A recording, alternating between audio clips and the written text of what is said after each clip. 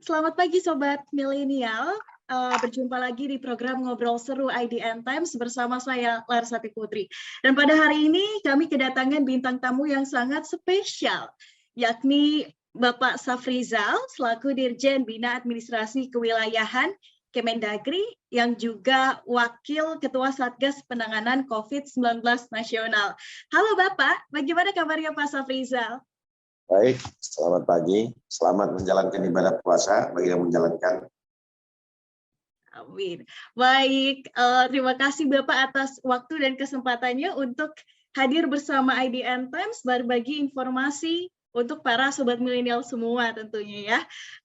Bapak, sebagai kita ketahui, Kementerian Dalam Negeri menyampaikan penyebaran COVID-19 di luar Jawa Bali menunjukkan tren menurun begitu ya Pak.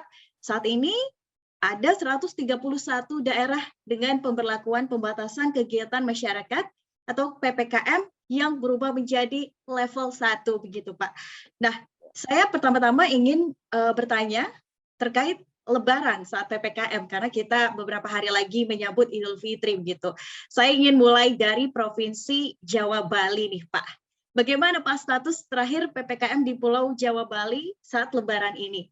Sesuai dengan Inmendagri yang terbaru, bahwa seperti yang tadi saya sampaikan, sudah ada 131 daerah yang PPKM-nya menjadi level 1, begitu ya. Bagaimana dan apa sih Pak kriterianya agar suatu daerah dapat berubah menjadi level 1 PPKM-nya? Begitu. Pertama, salam semua para pemirsa yang milenial. Dan kita patut bersyukur bahwa kondisi leveling ya, berdasarkan kriteria yang nanti saya jelaskan di belakang, hari ini terus membaik. Terus membaik artinya jumlah kasus masih ada, walaupun sedikit, kemudian angka kematian terus menurun bukan berarti no case, jadi less cases doesn't meaning zero cases ya, jadi kasus yang rendah bukan berarti tidak ada kasus, jadi masih ada kasus, artinya sepanjang masih ada kasus kita masih memiliki potensi untuk update and down ya, bisa naik lah kalau kita tidak disiplin, bisa up lagi. Kalau kita terus konsisten, insya Allah kita bisa maintain. Di Pulau Jawa sendiri, ya kita patut bersyukur. Ya, bahkan di seluruh Indonesia hari ini sudah 131 daerah yang level 1. Level 1 ini artinya bahkan, ya ini ya saya bandingkan, bahkan untuk kegiatan pun sudah boleh 100%. Bedanya apa? Bedanya dengan sebelum pandemi, yaitu di protokol kesehatannya. Kalau sebelum pandemi 100% tanpa ada apa-apa, ada protokol kesehatan. Tapi PPKM level 1 di era pandemi ini, kegiatan sudah boleh 100%, ditambah pemberlakuan protokol kesehatan. Jadi sudah mirip ya, cuman dengan ditambah tingkat kewaspadaan. Sementara di Jawa sendiri level 1 sebelumnya 20 daerah, nah di pemberlakuan yang terakhir kemarin sudah menjadi 29 daerah ya. Kemudian level 2 juga makin baik ya. Walaupun masih ada level 3 ya sebanyak 2 daerah. Jadi di Jawa Bali ini masih ada daerah dengan level 3 itu dua daerah. Dan ini menjadi ya wanti-wanti ya. Jadi setiap daerah dengan level tertentu harus ngecek. Harus aktif. Ini kenapa kami kok 2? Kenapa kami kok level 3? Harus cek apakah kapasitas respon atau kapasitas vaksin. Kalau nggak dicek, nanti nggak ada perubahan. Jadi, oh ada Pak, kami zero low case, paling kasus 5 per hari. Iya, tetapi masih ada masih perlu respon terhadap 5 kasus. Apakah testingnya rapi? Apakah kapasitas tracingnya baik? Karena kan ada standar tracing. 5 kasus, tracingnya 10-15 kasus, artinya ada tracing 5 kali 15 atau 5 kali 10 orang. Kalau itu dilakukan, maka kita bisa memaintain level ini baik. Tadi pertanyaannya Mbak Lara Sati, apa kriterianya? Pertama, ya disesuaikan dengan indikator upaya kesehatan masyarakat dan pembatasan sosial dalam penanganan pandemi, yaitu agregat skor penularan, kemudian ditambah skor kapasitas respon, ditambah skor level vaksin. Jadi 3 indikator ini diagregasi ya berdasarkan rumus yang sudah dibuat oleh Kementerian Kesehatan, kemudian dijadikan alat ukur bagi kita untuk mengecek setiap hari, setiap minggu upaya-upaya yang dan data-data yang dihasilkan dari upaya itu. Sehingga level ini kan orang sering tanya ini, kok terus diperpanjang Pak? Gitu. Kan sudah normal, sudah ini kok terus diperpanjang? Iya, normal di era pandemi artinya level 1, gitu ya, kegiatan 100%, tapi tetap dengan kewaspadaan untuk protokol kesehatan. Kira-kira gitu, Mbak Lara. Oke, baik Bapak. Bisa disimpulkan secara data untuk Provinsi Jawa Bali sudah tidak ada yang berstatus PPKM level 4, begitu ya Pak ya? Ya, ini baik sekali ya, sudah zero. Artinya kita di Jawa Bali ini sudah tidak ada bahkan di luar Jawa Bali juga ya maaf, sudah tidak ada yang level 4, artinya kita sudah tidak ada yang pembatasan berat ya, karena kalau sudah level 4 seluruh aktivitas dikurangi ya menjadi sangat minim ya, bahkan hanya boleh 50% untuk kegiatan-kegiatan tertentu dan WFO-nya sampai dengan 25%. Jadi pembatasan berat. Nah, hari ini kita bersyukur baik Jawa ya, kemudian luar Jawa, Bali ya, rata-rata di level 1 dan 2. Memang masih ada di level 3, tetapi kita berharap daerah-daerah yang level 3, kemarin misalnya datang ke kantor saya dari kota Makassar. Kami kemarin level 2, kok sekarang jadi level 3, yuk kita lihat sama-sama, kita periksa mengapa. Ya. Sehingga 2 minggu ke depan kita bisa memperbaiki, misalnya kalau angka merahnya di kapasitas tracing, ya sudah, nanti 2 minggu ke depan perbaiki angka tracingnya, mudah-mudahan kembali ke level 2. Kira-kira begitu. Kita bersyukur, sudah nggak ada yang 4, jadi tidak ada pembatasan berat lagi. Baik, alhamdulillah ya Pak ya. Nah, Bapak, seperti informasi yang beredar di media bahwa pada Idul Fitri 2022 ini pemerintah memperbolehkan kegiatan halal bihalal saat Lebaran yang juga diatur dalam Imendagri, begitu ya Pak.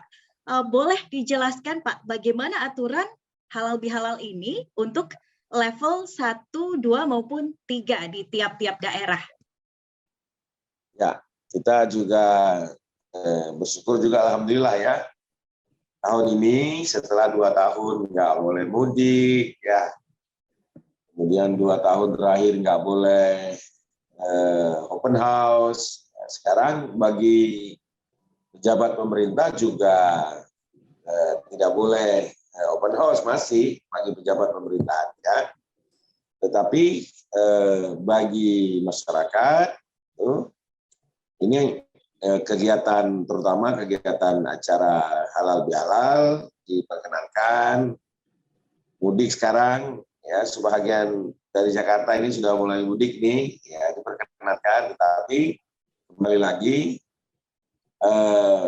low case doesn't meaning no case gitu. Kasus yang rendah bukan berarti nggak ada kasus. Oleh karenanya kita tetap waspada, sehingga kewaspadaan kita itu bisa memaintain kondisi baik yang sudah jalan beberapa waktu ini. Nah, dalam aktivitas kita dalam merayakan Idul Fitri, di mana halal bihalal, maka perlu dari hasil rapat, ya, masukan dari berbagai macam pihak, dan juga sudah dibahas dalam rapat kabinet, kemudian rapat satgas, ya, bahwa perlu tetap waspada dengan memberlakukan beberapa indikasi. Beberapa diantaranya adalah kegiatan masyarakat juga menyesuaikan kepada level daerah tertentu. Nah, misalnya di kegiatan pada Inmendagri tentang pemberlakuan PPKM ada pembatasan hadir dalam satu acara prosentase berdasarkan level, ya. Makanya sama di tempat sekarang dirayakan halal bihalal masyarakat, lihat kapasitasnya. Kalau dia levelnya level 3, maka hanya boleh 50 orang. Saya ulangi, 50% dari kapasitas. Jadi kalau dalam ruangan yang 100 misalnya, maka hanya boleh 50. Demikian pula untuk kategori level 2, itu bolehnya 75%. Kemudian memang untuk level 1 itu 100%. Ini boleh, artinya boleh 200, boleh 300, boleh. Ya, tetapi untuk ketentuan di atas 100 orang berkumpul, itu maka yang 100 orang ini itu diminta tidak makan-makan di tempat. Jadi boleh menyediakan makan, boleh menyediakan tentengan, ya, kemudian besek, atau ya alhamdulillah kalau misalnya halal bihalal ini dengan mengundang kaum duafa terus berbagi misalnya, itu lebih mulia lagi, begitu ya. Jadi halal bihalalnya tidak persoalan, ya. Tapi kalau halal bihalal dibarengi dengan makan rame-rame, semua buka masker, ngobrolnya keras, dan tidak ada protokol kesehatan, beresiko. Mengapa ditanya, loh kok 100 harus 50 juga bahaya, Pak? Kan itu pertanyaannya, ya. Kok 100? Nah, setelah dikaji bahwa angka 100 ini memungkinkan, ya, jika ternyata ketika acara ada yang terinfeksi, maka memudahkan bagi Satgas untuk tracing, ya. Kalau ramai sulit sekali tracingnya, ya. Dan petugas kesehatan juga berlebaran kan, ya, jadi sulit sekali. Padahal kita harus memaintain ini sebaik mungkin. Jadi sekali lagi Mbak Lara, perlu kami sampaikan sebagai bahan sosialisasi juga ke publik, kalau sudah berkumpul di atas 100 orang diminta untuk halal bihalalnya sih fine, salam-salamannya fine, tetapi ya tetap jaga pakai masker. Kalau terlalu ramai sebaiknya tidak makan di tempat karena berpotensinya. Halal bihalalnya sih oke. Kira-kira begitu. Baik Bapak. Dari penjelasan Bapak bahwa di masing-masing daerah mempunyai aturan tersendiri begitu ya. Nah, Bapak, yang masih jadi pertanyaan adalah bagaimana bentuk pengawasan pelaksanaan aturan PPKM tadi di masing-masing daerah saat halal bihalal? Ya, Apakah akan ada satgas atau ya, sebagainya yang menjadi penanggung jawab pengawas seperti itu? ya. Sampai hari ini juga Irmendagri, surat edaran Mendagri kan ditujukannya kepada gubernur dan kepada bupati wali kota ya. Artinya apa? Gubernur, bupati wali kota selaku kepala satgas mengawasi pelaksanaan ini. Dan sampai hari ini kan satgasnya juga belum bubar karena status kita masih dalam keadaan pandemi. Oleh karenanya pertama kepala daerah dan para pejabat di daerah-daerah itu memberikan contoh. Oleh karenanya ada surat edaran Menpan juga kepada para pejabat ASN untuk memberikan contoh bahwa tidak melakukan open house ya. Nah, bagi daerah-daerah kan diminta untuk mengawasi. Nanti apa bentuk pengawasannya? Ya dari awal ini disosialisasikan. Tentu ini adalah upaya untuk kebaikan bersama. Jadi bukan mencari salah-salah, bukan mencari memberikan sanksi-sanksi, ya sanksi belakangan. Tetapi dengan kesadaran bersama bahwa ini semata-mata untuk masyarakat, semata-mata untuk publik agar lokasi ini terus kita bisa maintain dan mudah-mudahan malah zero case ya. Sekarang sudah banyak daerah yang zero case ini. Jadi makin banyak ya makin bagus. Jadi sifatnya ini adalah partisipatif. Nah, kita minta kepada masyarakat juga untuk berpartisipasi ya. Tidak usah dalam acara bahagia setelah Idul Fitri, tidak usah kenceng-kencengan ya.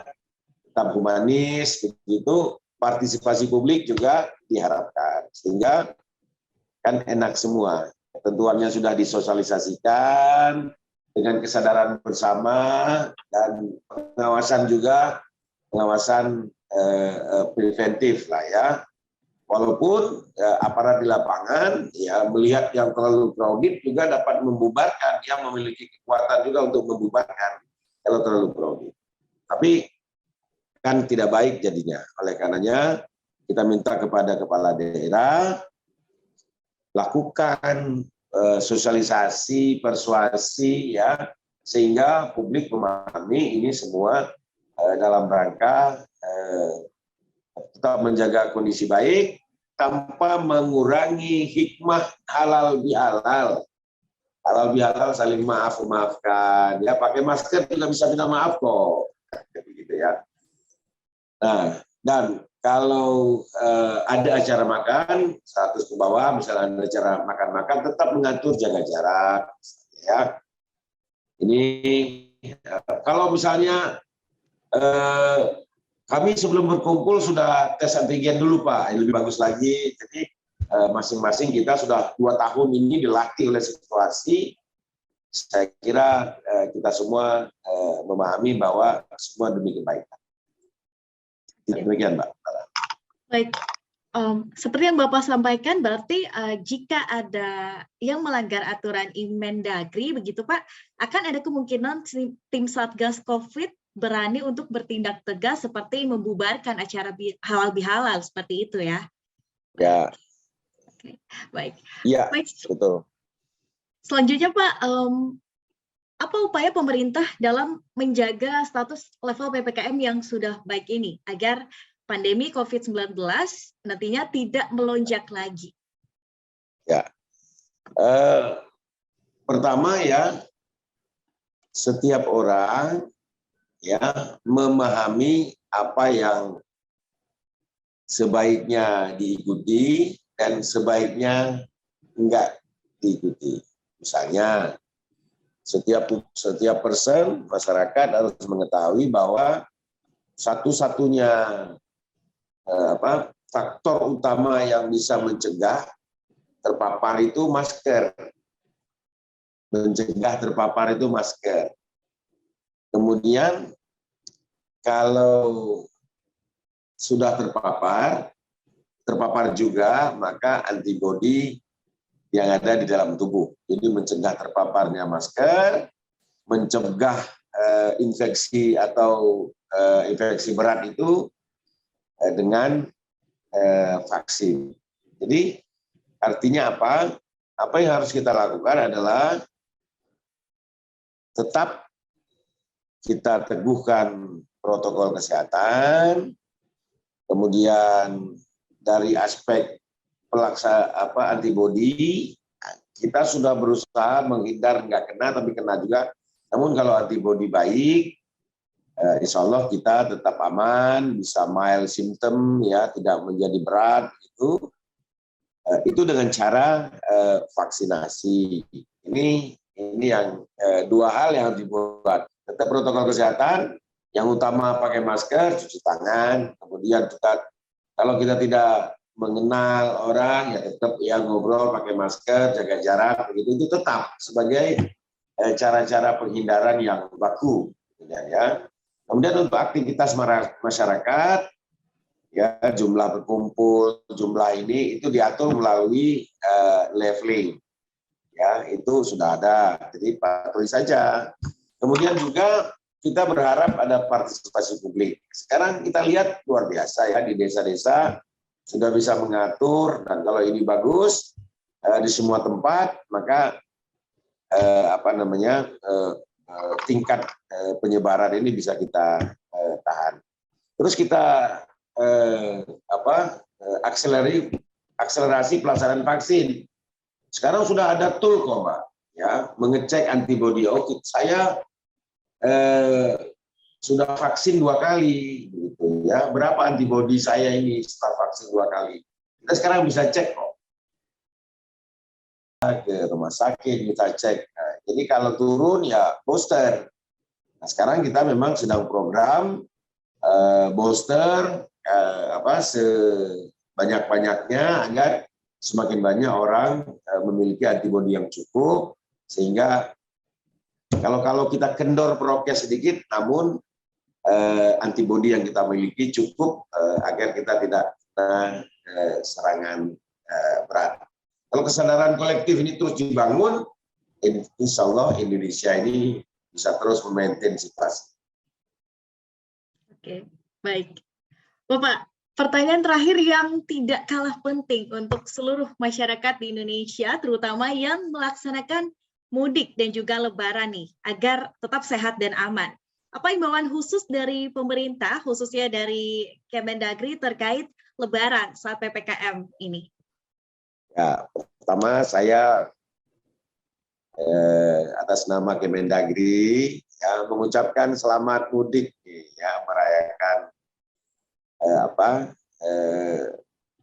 Hari Raya Idul Fitri di kampung masing-masing. Alhamdulillah, ya, setelah 2 tahun ini kita nggak bisa. Nah, tentu